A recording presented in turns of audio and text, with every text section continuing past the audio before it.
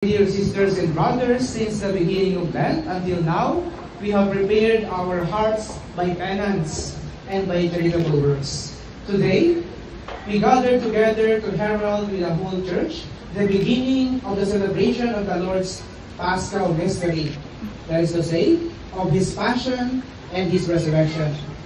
It was to accomplish this mystery that He entered His own city of Jerusalem.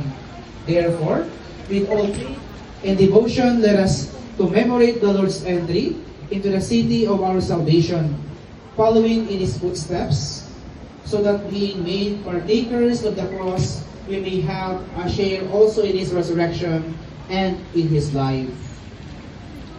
Let us pray.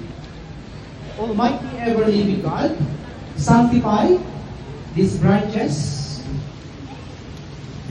with your blessing, that we who follow Christ the King in exaltation may reach the eternal Jerusalem through Him.